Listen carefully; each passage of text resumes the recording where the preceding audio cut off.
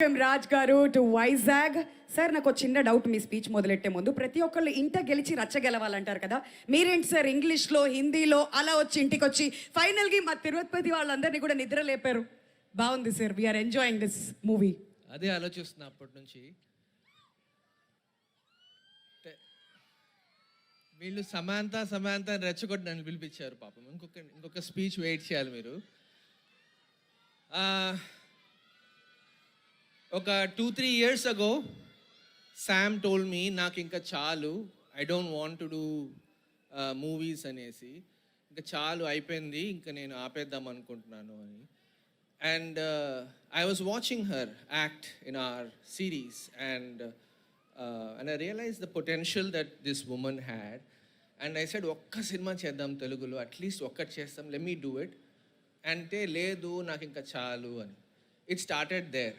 So I was thinking ఎలాంటి movie చేస్తే I can capture the skill set of this wonderful actress and I'm talking like a film maker.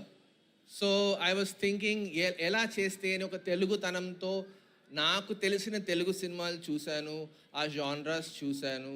ఈ family genre అని ఎప్పటి నుంచో నడుస్తోంది, దీన్ని ఎలా సబ్వర్ట్ చేసి అదే ఆనందంతో అదే థాలీలో వేరే కూరలు ఎలా పెట్టాలి అని చూసి స్టార్ట్ చేసిన సినిమా ఇది. సో దీనిలో she's one of the most terrific comedic actors I know of.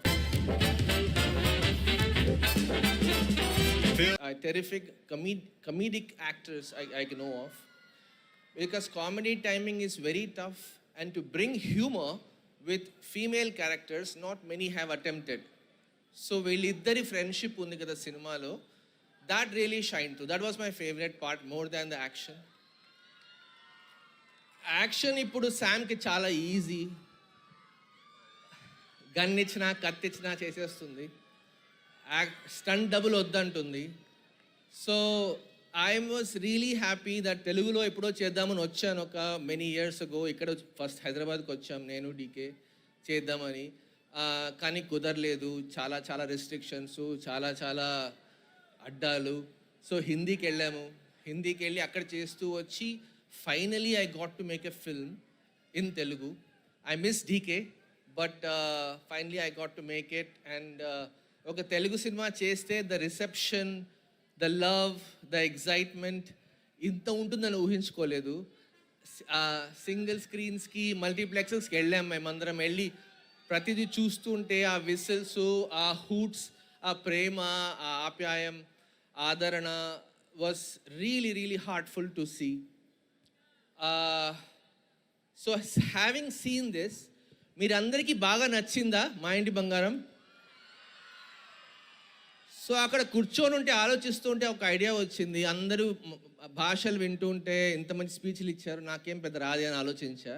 కానీ ఒక పాయింట్ చెప్పగలుగుతా, మీకు అందరికీ నచ్చిందంటే ఇంకొక పార్ట్ 2 చేయొచ్చా అని ఆలోచిస్తున్నాను.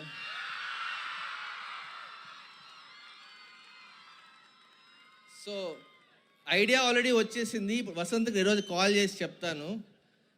ధర్మేంద్ర రెడీగా ఉన్నాడు సేమ్ టీంతో.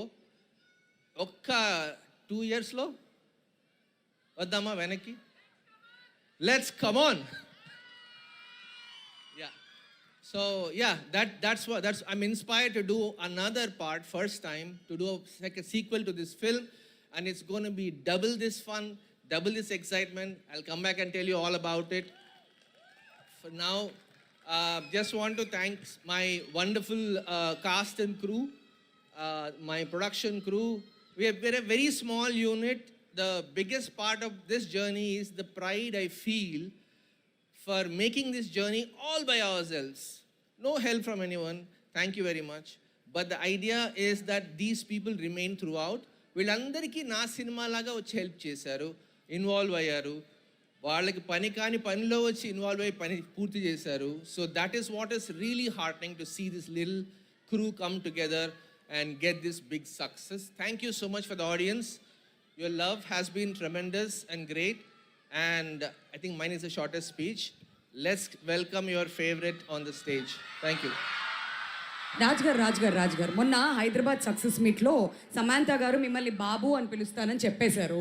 మరి ఇప్పుడు మీరు కూడా చెప్పాలి కదా, శామ్ని మీరేమని పిలుస్తారు? మా బంగారాన్ని మీరేమని పిలుస్తారు?